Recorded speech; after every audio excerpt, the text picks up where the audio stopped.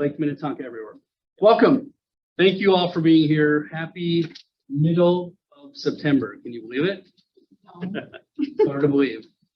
So, my name is Perry. For those who I haven't met, welcome. This is Christy. We'll formally introduce her in a second. So I always start these by saying you guys could be anywhere in the world right now, and you chose to be here with us. So we take that very seriously from a standpoint of we want you to have fun. We want you to ask as many questions as you want. We want to provide you so much value that you walk out of here saying this was the best hour of your week.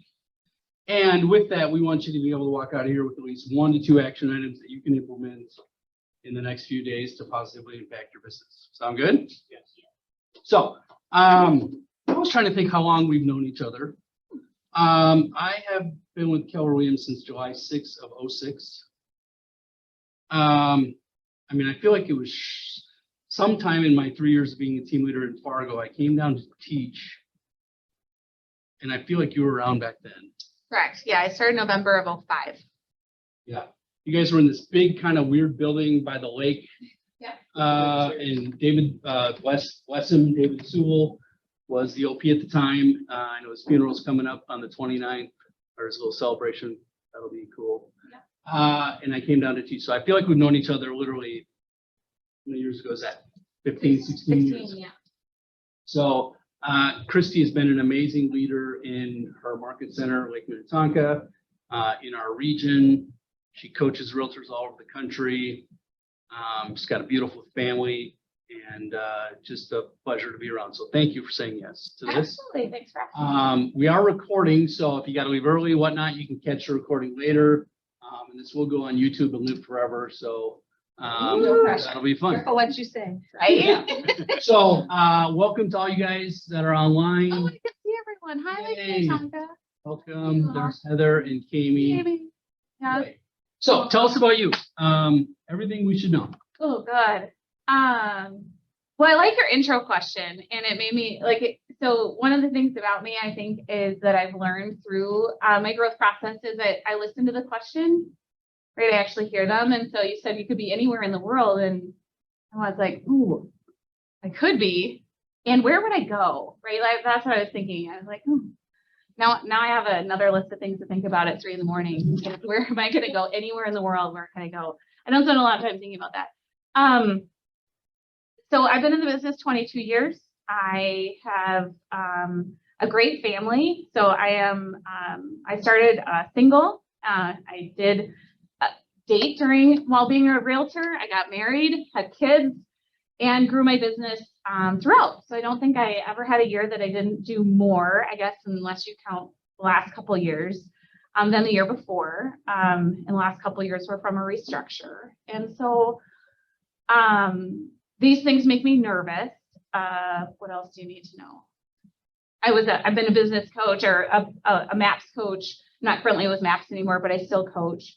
I own a transaction management company called Profile. We purchased that in 2019. That's my current one thing, if you will. I have several one things, which I know is frowned upon, but that is what I've learned is just my personality. So I don't know how you. Or you could call that multiple streams of income, which is awesome. Yes. Well, and I tried to get down and I tried to simplify. That was my goal. And then I just kind of made a mess. And so I've learned, so now I'm working on the habit of creating chaos around myself. So I asked, we were chatting just in the other room before we started, and I asked Christy what the best part of her summer was. And she said, hey, Barb, just quickly, we have someone at the front if you want to go. You said basically taking a lot of time off, which is awesome. And, when we do these interviews, this isn't necessarily about doing a ton of, massive, crazy business. This can be doing as much business as you want to, in the way you want to, in the time you want to. And I think we define wealth as being able to make choices and living the life you want to live. This isn't about doing a zillion transactions and being all crazy at times. So I really love that comment because I think at our very core, as you check out our brokerage versus other brokerages, we work to live. We don't live to work here. And at the end of the day, if you don't have a great life outside of work, it doesn't mean jack shit if you're selling, selling 200 deals a year or whatever it is. This is about who you are as a person first. So, Correct. Yes. I took the last 2 summers off. yeah, which is amazing. Yeah. And you live on the lake, or we I still live on the lake? moved off the lake. Yeah. So Mhm. I completely revamped my life. I am one of the people that COVID did a huge favor for, and I restructured every piece of it. Why? It may be a weird question. Oh, why? Because when I really looked at what made me happy and the goals that I had, they weren't in alignment with what I was spending my time doing. How so? I was, I guess if we get in, I always call it like getting into the KW language to give you an overview of the height of my real estate career, meaning stats wise. I had a really big team. I don't remember the total number of agents at its peak, but we did 350 units for $3.3 million in GCI, and that was my goal. And through getting to that goal, I experienced many setbacks, many startovers, big events that impacted my energy. As you can see, I choose words very purposefully. And I was intent on achieving a goal. And once I got there, it wasn't what I thought, and I wasn't fulfilled. So I fixed it. That has to be a huge realization at the time. Yes. Yes, it's kind of like getting to the top of a hike and being like, I guess I'll go down. I mean, there was just so much, and I can get into why running a massive team like that wasn't for me. And it is for some people, but and what I realized is that not only was it not for me, but it wasn't what I thought. And when I looked around at those around me at the top of the mountain, a lot of people felt the same way, which validated how I was feeling. And so that I didn't need to work on my relationship to the activity or the goal or the achievement. It was really it just wasn't as I thought, right? Behind the curtain it was really messy, and it was really stressful, and there was a lot of gravity to the actual day-to-day stresses of running a team like that. And when I ran the team, I could be quoted several times as hey guys, I made more money selling. I don't do this because of the money. I really wanted to pour into agents and support them and help them achieve and grow. And in a market or an industry that has 90% attrition, I had a skill set in finding a path to success and an understanding of how to help many different personalities find a match, right, in this industry. And I really wanted to share that.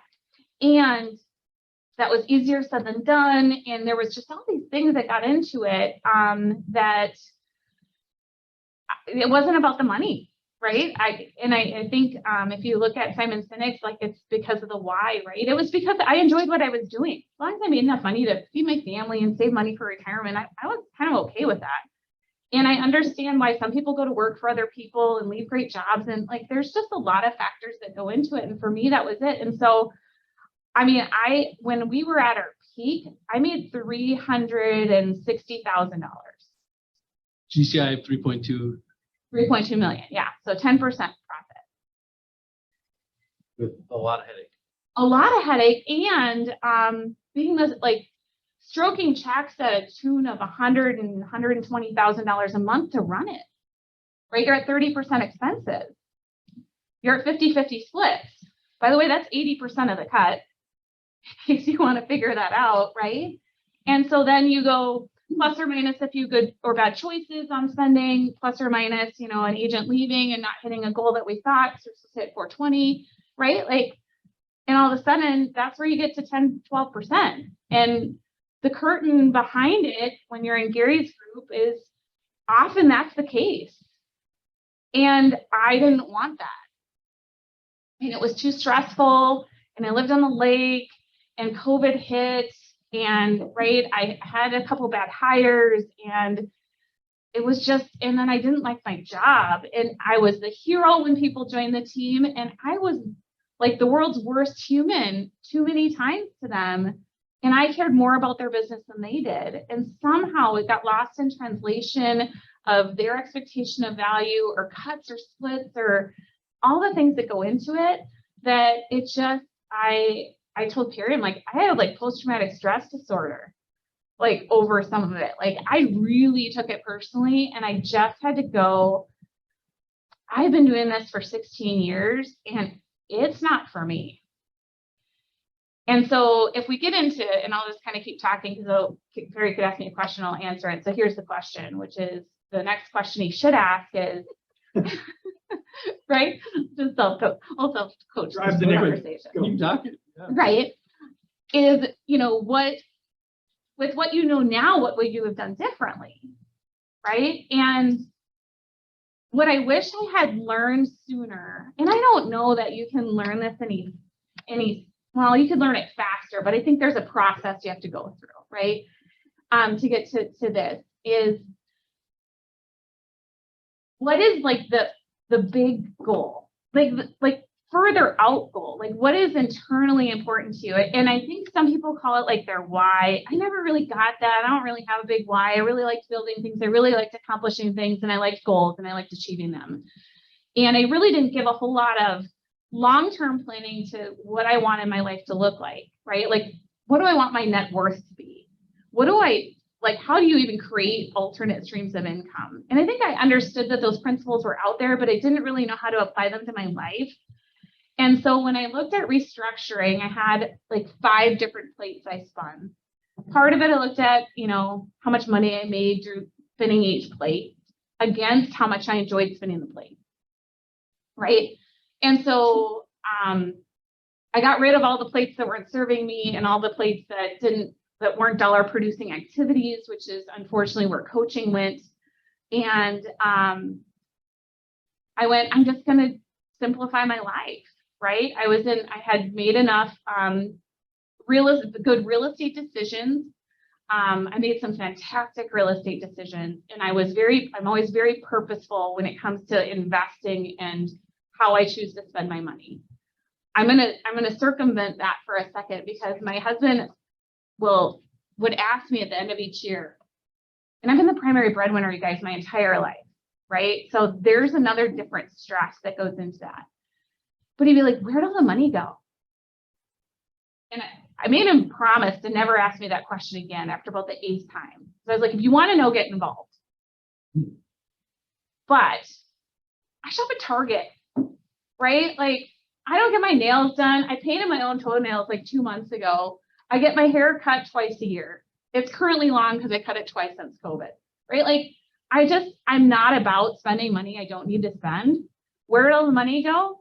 Real estate, a retirement, investments, leaving in something, charity, right? Like, I'm a good spender, don't get me wrong. It's spent.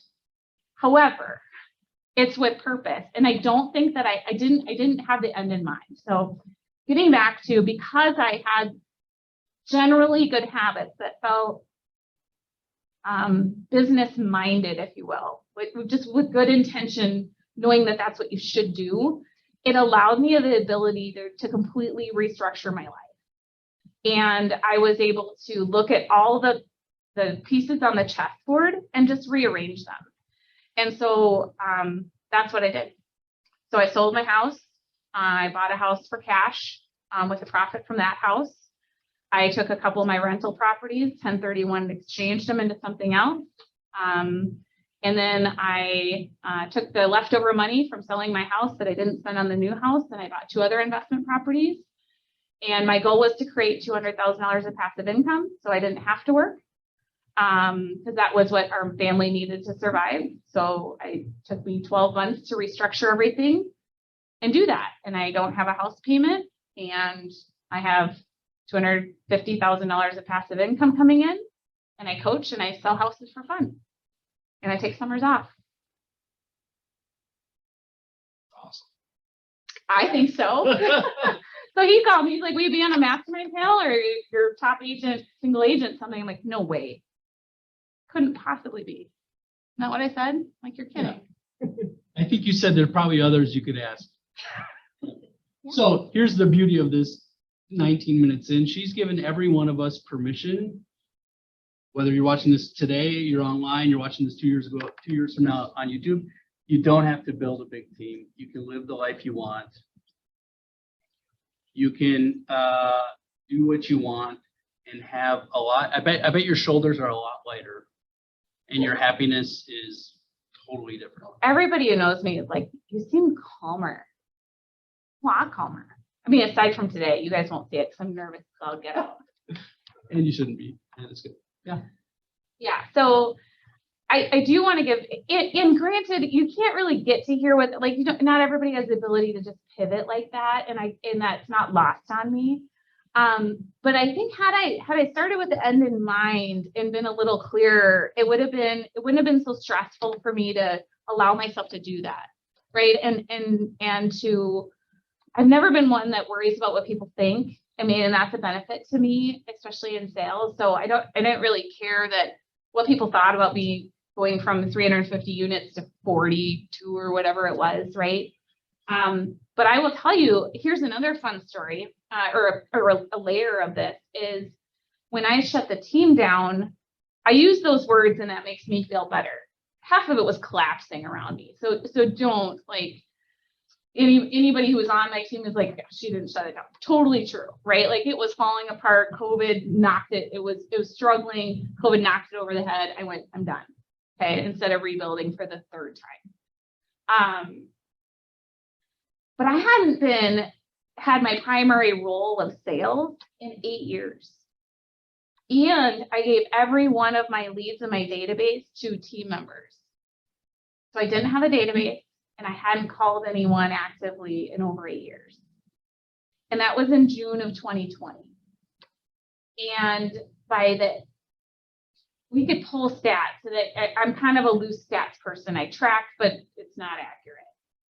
I think I sold 37 houses from June to July, or from June to December through the end of the year. And I didn't have one lead in June. So I didn't sell my first house until September. And then I sold 37. So you can, and this is where I get a little pat on Perry's like, "What do you want to talk about?" I might say too much. Like, I get really passionate about the things that agents really should do and the stupid things I hear agents say they think they need to do. Let's talk about that. Yeah. Let me think of who's watching. Like, I don't coach many people in Minnesota, so I think I can quote some. I can quote one from this morning. It's Thursday. It's a coaching day for me, so I had to move a couple of coaching sessions to be here. Yeah, and so I just got the phone with a gentleman, and and he's finally making his calls, and he's finally doing the stuff, and he forgot to follow up with somebody, and blah blah blah. He's like, "God, I just know I need to do more. I got to figure out QR codes, and I got to this." I'm like, you need a QR code, like, hole in the head. Like, you needed to call your client back, right? Like, and so I think that we can get, and I talked to somebody yesterday. She's a great agent, mega agent. I really got to do video. Well, have you ever done video before? No, but everybody's doing it. Well, if it's not part of what you're currently doing that's leading to your success, you really do need to look at whether it's something you need, right? She thinks everybody's doing video. Well, because she sees their videos. Well, do you see my videos? No, I don't do videos. I gave myself permission not to do social media. Now, is it an option and a great option at a high level? Ask Kelly Brown, right? If you don't know Kelly Brown, she was with KW, love her dearly. She does social media at a really high level. It's the backbone of her business. But you've got to find your backbone and stick with it, right? And so anytime you add a new layer or a new source or a new shiny object, you are going to detract from what you're currently doing and you're dropping pennies in slot machines all over Vegas instead of sticking at one machine that's currently paying out for you, right? So success in real estate can be really boring. And usually boring is the path to success, right? And Gary would tell you, like the one thing, like you go deep, not wide. You know, that person who mentioned needing to do video also in the other breath wanted to get a 1031 exchange source going. Well, why? Have you ever done that? Well, I did one and it was great. Well, like, so you know what I mean? So we need to be thoughtful and we need to pivot with the market, but we need to take a second to slow down. And just because you hear of one thing, right, it's really easy to get distracted. And that's the biggest mistake I see agents make. And I made myself, don't get me wrong, but I've learned and I'm like blinders, which is why my life is simple and calm. So when you say find your backbone, where my head goes is just, you know, tell me about the foundational models as far as like your sphere and touches and all of that. Is there a conversation in there about that? I mean, she could do video all day long, but if she doesn't have her database and that in order, it doesn't really even matter. So perfect question. So my following question to her was, how big is your database? To which she said 7,200 people. And I said, so 7,200 people know you. If you said, hi, my name is blank and blank, they'd say, oh yeah, hi. And she's like, well, no, that's less, which usually it is, right? Most people don't know 7,200 people. That number for her, she says, is 3,000. Now, most people, the max I really hear is 1,500. So let's just humor the situation and let's say that it's 3,000. At 1 to 20 ratio, that's 175 units. So that's the math I did for her. I'm like, until you get to 175 units out of your database, you don't need 1031 exchange. You don't even need video. Like video will help, right? You have to have some presence on social media. Don't get me wrong. People need to know that you still sell real estate, but it doesn't have to be this big show, right? You don't have to learn editing and TikTok and right and have all this agenda. You need to post about your sales, talk about real estate from time to time, and be present with you as a person. That's what I think is the minimum, so that people remember you as. Otherwise, somebody else will get their mental market share, right? We need to keep that. But when it comes to social media, I think some presence is necessary to have it be this thing that you need to go study and learn and figure out and have a plan and hire someone to do. And that's just, it's not necessary. So an action item for all of us is figure out what percentage of our business is coming from our database and pick a target number as far as what you should be getting there before you add this next shiny object. Correct. And if your database is, so then like, well, what do we do with open houses or those things, Christy? Well, if your database isn't big enough for you to, like, if you divide it by 20, 1 to 20 is the MREA 2 number. That it was 1 to 12, MREA 1. And then Gary said, well, it's 1 to 20 now between, you know, clients getting lost into Zillow and getting lost into the mental market share that the internet can offer and the easy click and show buttons that are out there, right? So you're going to lose some people. So 1 to 20 is the new number. So if you want to, and you're, I mean, sometimes I'm like, okay, worst case scenario, 1 to 25. Then if, oh, that's okay. Thanks, Gary. Oh, I'm going to wake her up again. If that doesn't help, if your database isn't done or you don't know the number, figure that out first. That's a whole different class, how to figure that out if you don't know. But for the room, let's assume that you know. Divide it by 25. If you hit your goal with that, that's your main source of income. If you're like, I just moved to the area, or I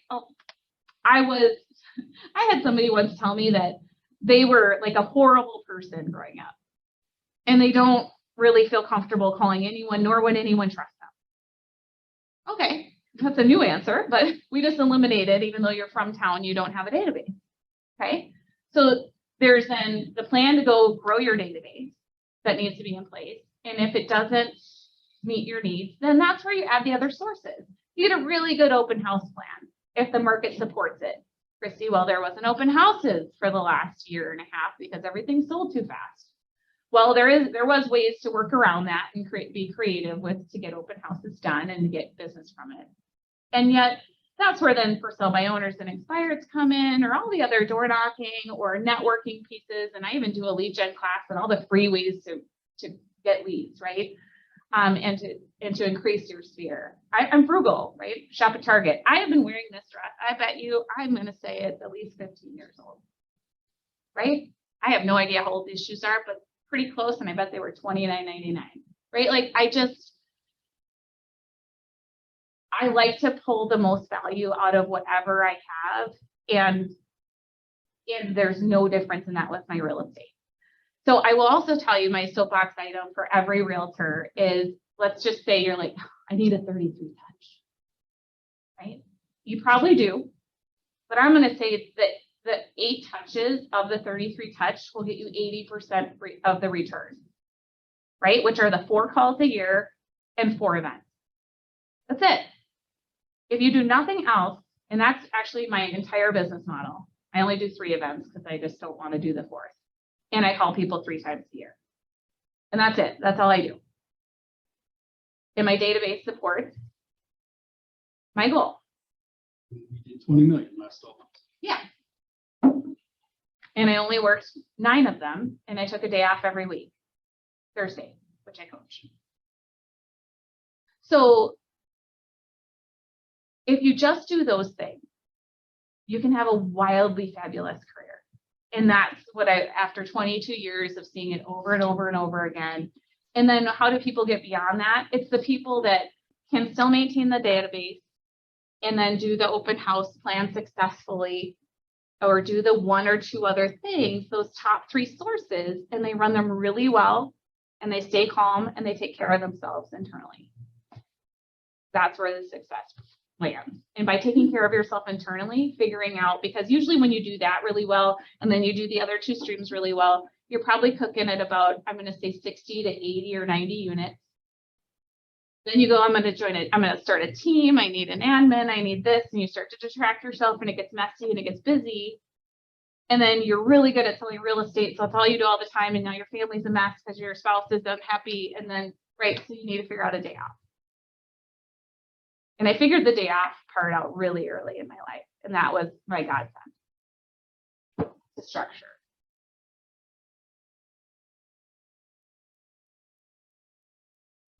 So if you're in the 30 plus units and you don't have a day off, that is my best prescription for success.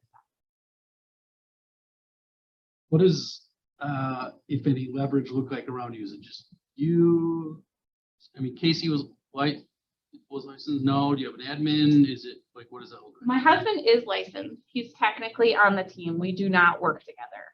We barely talk about real estate. To both your benefit. Oh, yes. Yeah. We used to be on the same. I just told the story yesterday. He was on my team. Well, it's my team because I was there first. I started it. He joined the team.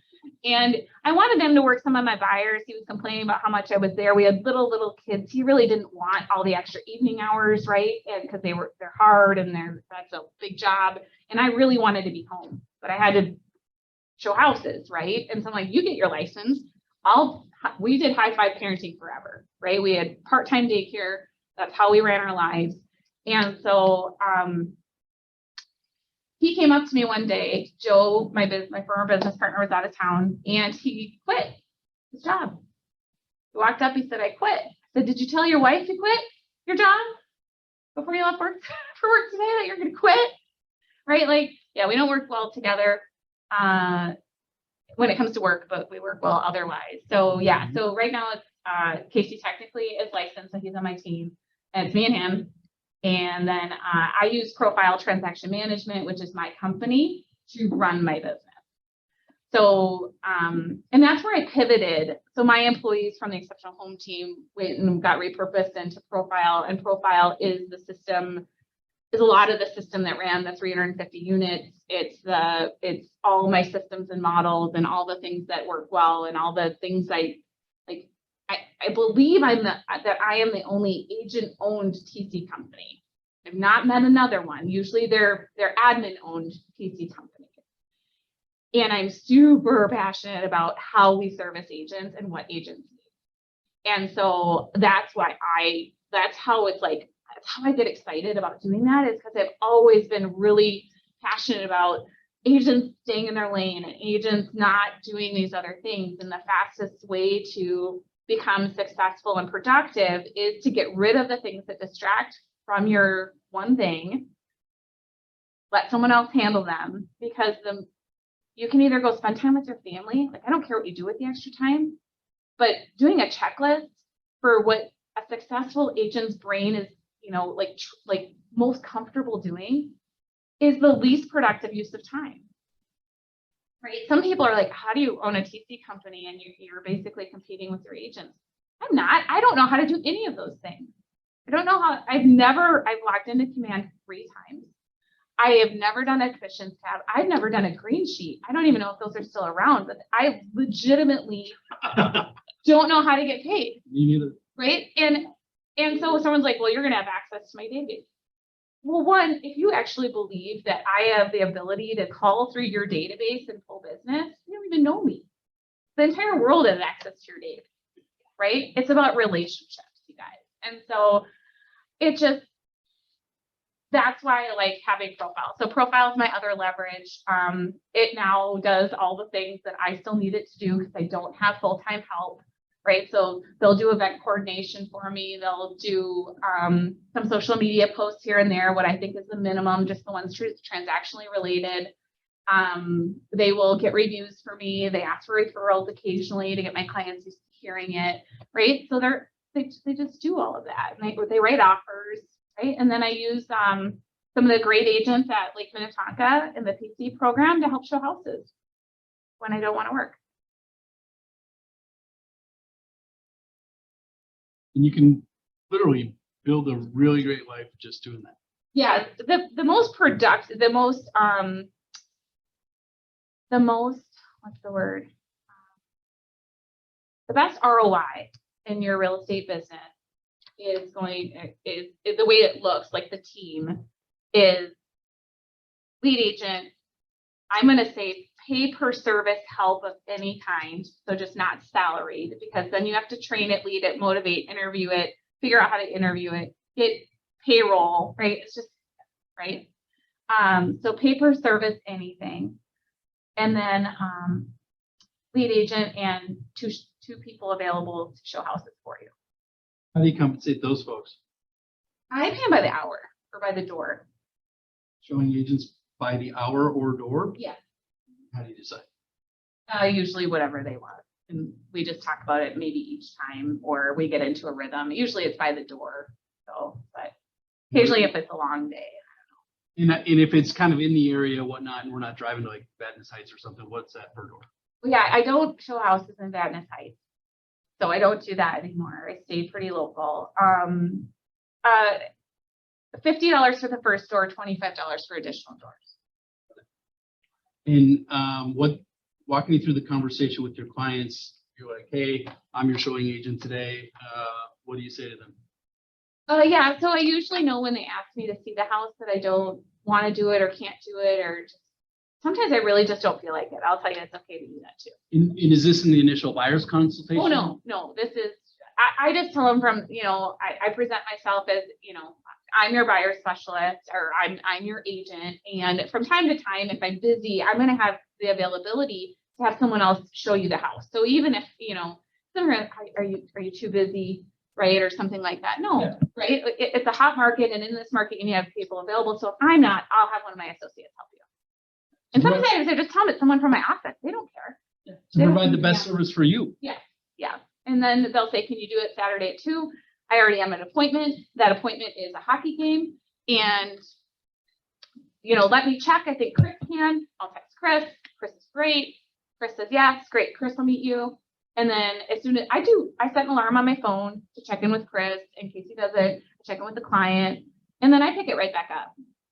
They literally, Chris or whomever for me just opens the door. They don't do the whole process. I probably show 75% of the homes to somebody, maybe 80. Mm-hmm. But I also average showing 4 homes per person, even in this market.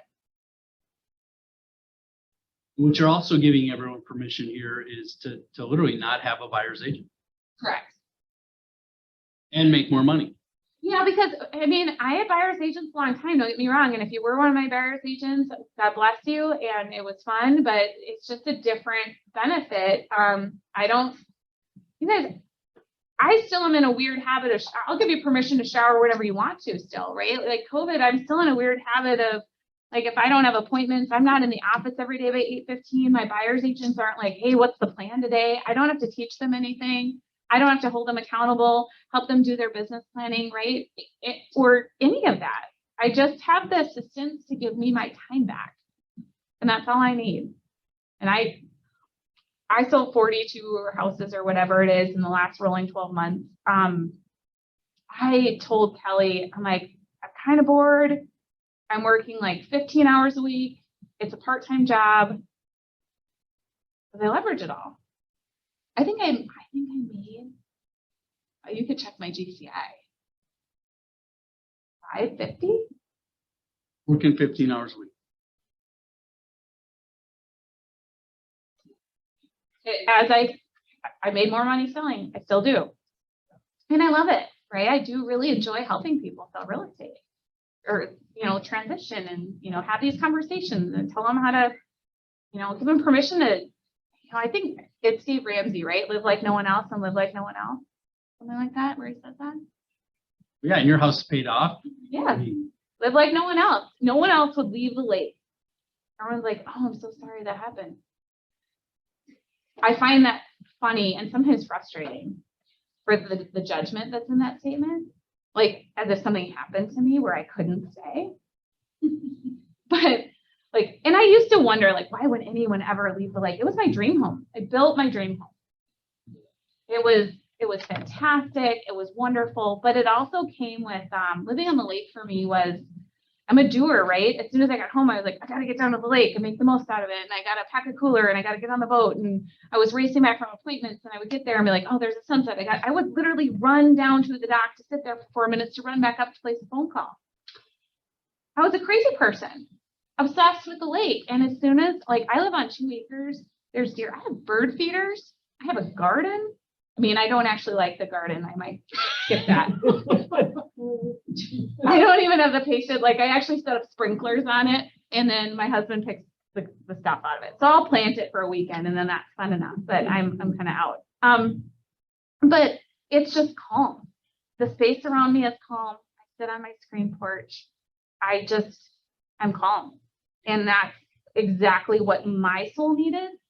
And when I looked at, because the feeling I have right now, I've kind of settled into the conversation and the shakes have stopped and whatever, but I think I ran at this level all the time, right? My heart rate is currently 110, right? I was just constantly going and like pouring and dishing and figuring and thinking and planning, and there was no downtime.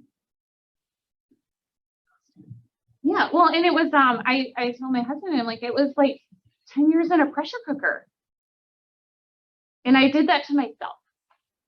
And so we moved out from the lake and got calm. And then I created a whole nother mess. You don't want to know about the messes I've created.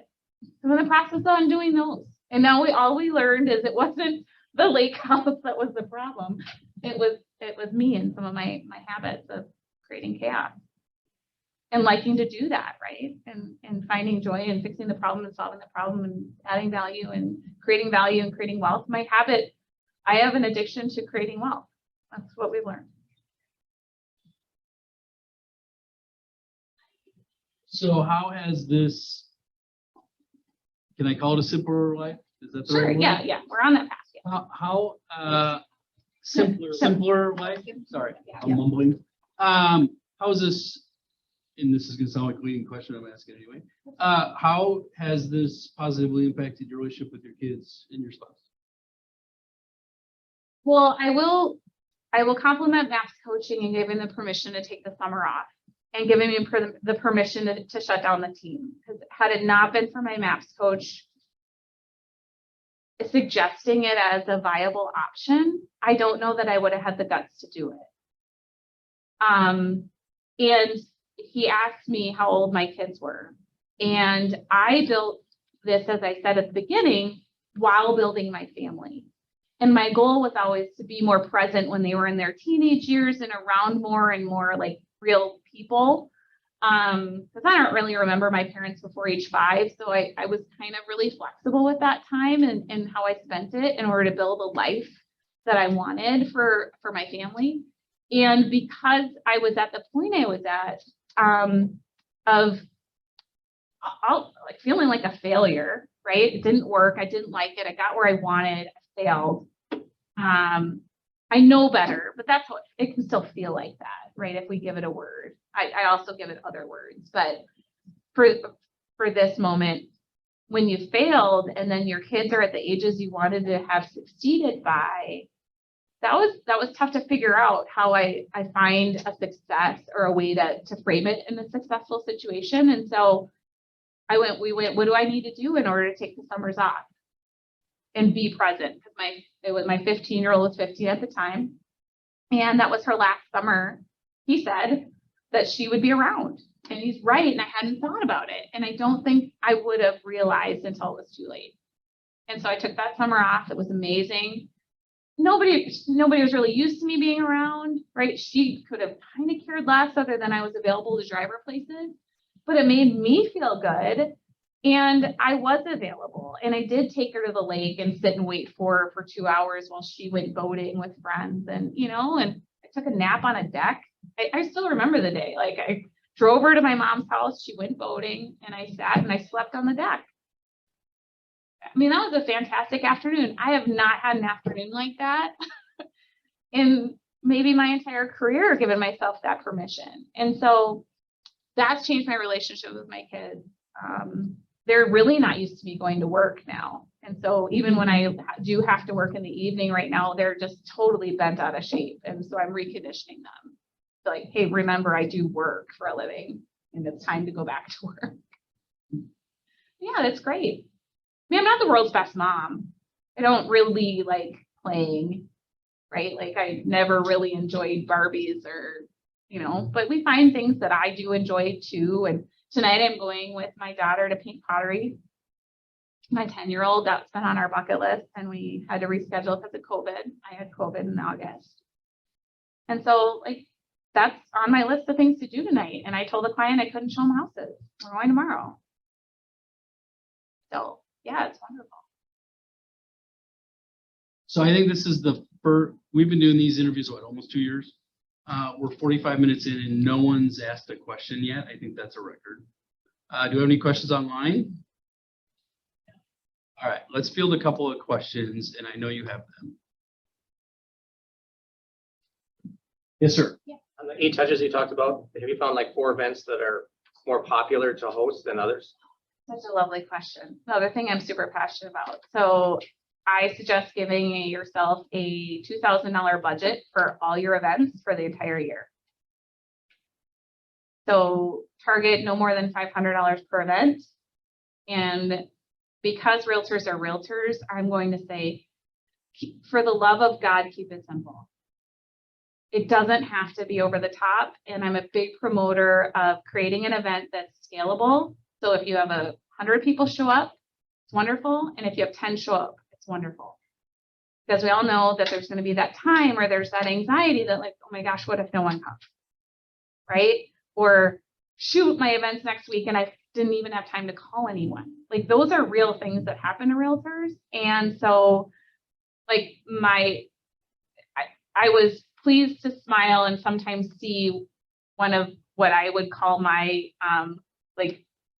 my events done at another real estate office in town, because I've been doing it for 10 years and I really haven't seen it somewhere else. And it's the dumpster event. And you hire a dumpster in the spring. It's called the spring cleanup event. And you hire a dumpster and you put it hopefully at your market center parking lot if they'll allow it. If not, find a loan officer that's got an office that you could put it in their parking lot, or a church, or just somewhere that they'll let you.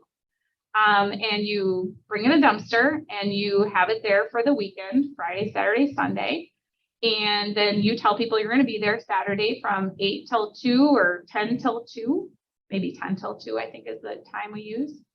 And I set up my tent. I do have a tent. You don't have to buy one, but it feels like there's a little building next to it. You could borrow one. They're $99 at Dick's Sporting Goods. Mine's branded. If you're going to be in the business a long time, it comes out to like $20 an event. So I put up my event and all I do is pass out water. The bottles of water, is what we have for people. And they come and they just throw their stuff in a dumpster. And if they don't come, I just haul away an empty dumpster. And if it's only half full and nobody can really see what's in the dumpster or how many people showed up or all the things. And so it works out really well. People love it. And we've had to get to 2 dumpsters.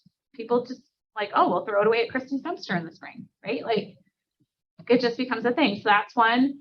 Pie day, if you're going to do a pie day, I'm not really a fan, but they are like $7 and that feeds either an entire family or a party they're going to, right? Versus a movie event, which is $15 a head, and then they bring their kids. So you're at $60 a family, right? So 7 can go for the family or the party.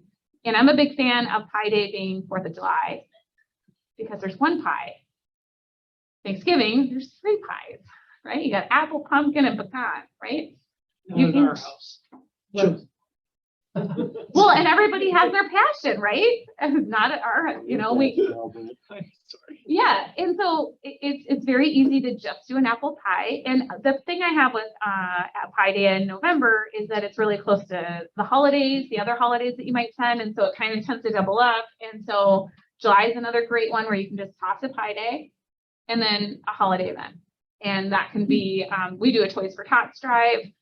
And then we do pictures with Santa. It used to be stupid. It was face painting and balloon animals and cookie decorating station and Santa and a food bar. And that's how I can say keep it simple because we pared it down to like pictures with Santa. Now, by the way, all the adults just take their own picture. We used to have to get a photographer, but everybody has their cell phone. So I don't even have to like resend them back out. And, dropping a Toys for Tots drive. And then we take it down to the Marine Corps, right? And we drive it downtown and we do the social media picture with it.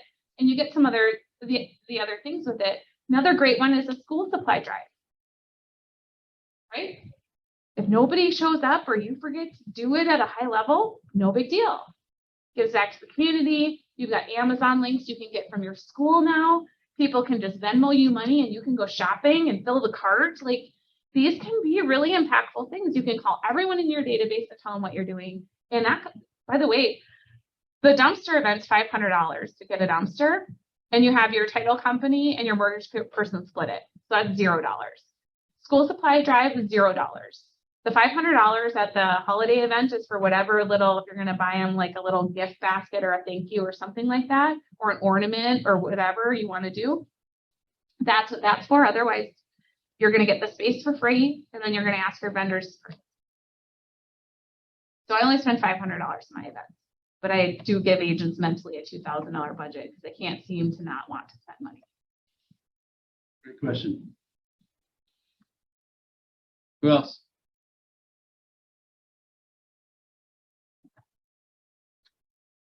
Showing agents, just diving a little bit deeper into that. Are those just people from your office? How does that work? Can you who? My go-to is I text the PC coach and say who would be good, who is qualified to show a house for me. Who's your best person in the PC program?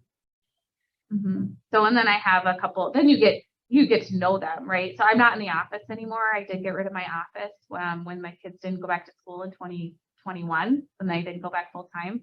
I had to finally abandon that. And that was also my greatest gift. No offense to the office, but after going into the office every day at 8:15 for 16 years to see my kids get on the bus for the first time, pretty cool. So I do spend my days a little differently. My lead gen hours are from 10 to 12. I shower 1 o'clock. Today, you're welcome. Did it early and almost forgot. But yeah, so just talk to your PC coach, or if you're in the office, you know the people. I'm not afraid. I asked Derek to show a house for me, Derek Steinbach. Don't be afraid. I would show a house I would show a house for somebody. Sometimes it's like, hey, will you show a house for me in Brainerd? I'm like, yeah, I'll drive to Brainerd. Nice. Sure, why not? Right? We have on our roster or a Google sheet that also is available to all of our agents that show all the agents that are available to show homes. Here you go. Yeah. So maybe your market center pull it together, or you call anybody from the Minnetonka office. Do we have that? That's a good idea. Yeah. But people that would volunteer. Some people just like to show homes, right? They want to get out of the house. They want to stay busy. It makes them, some of the some of the struggling agents, I almost said the worst agents. The agents that struggle would give anything to just not be at the office and not have to make a phone call. Or newer agents that. Well, for sure newer, but then you get into like, but I think what I'm getting at too is like, you'd be surprised who would go show a house for you. Yeah. Because if I would, anybody would, right? Pam Kerber showed a house for me about a month or two ago. Awesome. So nice of her. Yeah. It can be fun. It's one of my favorite things to do. I go look at houses on vacation. So let's talk about that for a second. From a wealth building passive income standpoint, how many doors do you have? I have 4 doors. And how many of them are short term? 3. That's the mess I created this past year, which included flying to Florida, learning a new market, right? 1031 exchanging, selling a couple of bad homes, getting some renters out, dealing with evictions, dealing with rent help, remodels across the country, figuring out the Airbnb and VRBO system, vendors, repairs, neighbors. And if you had to estimate the 3 short term rentals net you what? 310. 310,000 net. Yes, Are you talking about equity and cash flow? just cash flow. Wow. The whole class around that. So that's what I spent my time doing, is researching the entire country to find the ROI that worked for the numbers I was requiring in order to make it worth my What locations are your short-term rentals in? time. That's all your secrets. No. 2 are in Bradenton and 1 is in Cape Coral, Florida. Just kind of curious. of Yeah. Logistics. Yeah, there's a handful of places in the country that'll have the percent returns that I need to make it worth my time. And when you, I would encourage, if you're interested, to listen to some podcasts, right, and buy a couple books. What I was shocked by, I started listening to podcasts and buying books after I did the first one, and I was shocked at the number differences in what people were making on them, and the people that were writing the books and what they were averaging, because it was far less than what I was seeing, and I was like, oh, I wouldn't do it for that. So we're essentially netting 100 grand per unit. Yes. Yeah, one's 140, one's 110, and one's 70. And I knew the 70 was going to be 70, which is why it was my 3rd. But I wanted it. That one's for me. Well, us, my husband, yeah. Mhm. And how much time does this investment take you per week or month? Now that they're set up, it would 2 hours Per a unit week. total? Yeah. For 8 hours a month? Yeah. And I guess you're probably wondering, so if we're gonna net 100 per, like, what was your initial investment as far as, I mean, is that, and how long have you had them? I've had them, those are 12-month, rolling 12-month numbers. The one that I gave you 70 number on is only 3 months old. And so I think that's a conservative number. The others are ones now booked for the first 12 months. So I started my first one April 2021, my second one October of 2021, and my third one June of 2022. And so how much time did I spend doing that? I think I kind of, my husband was like, you should go down and do them and we'll flip them and sell them, like get them set up. Cause I could sell each of them for right now for a $200,000 to $300,000 profit because they have a set up and running business with bookings. Right. But that doesn't meet my long-term goals of creating passive income. And they're far more valuable to us at this point of our lives that way. So that's where I kind of kibosh the entrepreneurial piece of that, and it pulls me away so much from the family. I'm going to say, and then I also, somebody was like, you should do this for people. What somebody would pay me to do that versus what my time, like nobody would pay me what I feel like my time is worth to do that. It would, I mean, even if I set out, like pay me $10,000, I bet that's $20 an hour. Almost would need, give me your first year's profit. Yeah, honestly, the only way I've thought about it would make sense is if I was an investor, right? Where I come in with $0, I do all the work, but I get X number, like percentage of profit ongoing, yeah. So, but, and the amount of time I spent, I bet you each of them, I think is 100 hours. And how much as far as like down payment and whatnot and financing? Yeah, so the reason I went to Florida to start with is because I was ready to buy another rental property and the prices here were bonkers and I needed 20% down. And when you go out of state, you can do a second home, and which is 10% down. And when we sold our other house, this was on my bucket list, but mind you, this is on my vision board since 2017 is to own a short-term rental. And I originally looked at it in Fort Myers. That's where I got turned on to it. And so I did the numbers back then. So I've always been loomingly watching, if you will. And so to say that I did it all in a year is not fair because I've definitely been thinking about it longer and been curious. And so what was the question? Just how much you put 10%. Oh, yeah, down 10% down on the first one. I have said to everyone, each one costs $100,000. That's Yeah, between down payment, some fix it up, staging, furnishing an entire home. plus your time. Oh, yeah, then plus time. Last comment on that, would you say that opportunity is going to get even more attractive as the market continues to shift? I don't intend to buy another one. And I laugh because I told my husband for 2022, I wasn't going to make any big moves. And I sold 2 properties and bought a property and set up an entirely different one. And I think I lasted about 4 weeks on my New Year's resolution. So we have now put me on a permanently mental, like trying to unwind. So that's where I'm at, right? I don't intend right now to purchase another one until the market shifts and all the places that I can't wait to buy one in become different numbers. So I know exactly where the next ones will go and exactly where I want the number to be in order to pull the trigger. And I don't intend to spend $1 of my money doing it. The other houses will buy them. So I don't live off that money as much as it helps me sleep at night to know I could just not work and just live off that money. That's why I created it. But now because I'm addicted to wealth and growth, I don't want to spend any of that money and I just want to buy more with them. And I'm trying to not do that because they do take up a lot of time and I'm tempted to start a business out of it. And so it's just like playing with a drug. I'm trying not to do it.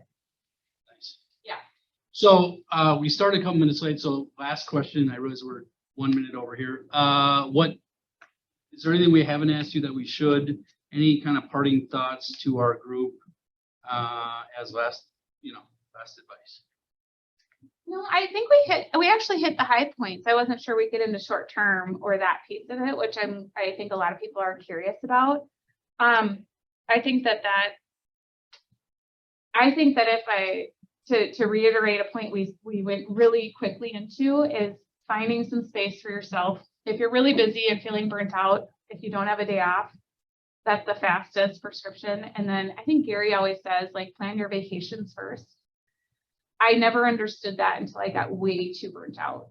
And then doing that, I actually just did it because Gary said it, right? I was like, fine, that's what he says, I'm going to do it. I almost started wearing all black too, but I didn't do that. And what that does for the psyche and all the things. So I would say just start to look at the really big end game and try to find some paths. And if you want to brainstorm, I'm always here. Last question. I think the very first thing you should do as an agent, and I did this in January 1st of 2020, is hire a transaction company. If anyone here today wants more information on your company, where do they find it? Thank you. Yes, profiletm.com. So TM stands for transaction management, if you need to remember what that is. So profiletm.com. Happy to help. Cool. Thank you. Let's give a round of applause. Thank you for having me. Appreciate y'all coming. Yeah. Good job.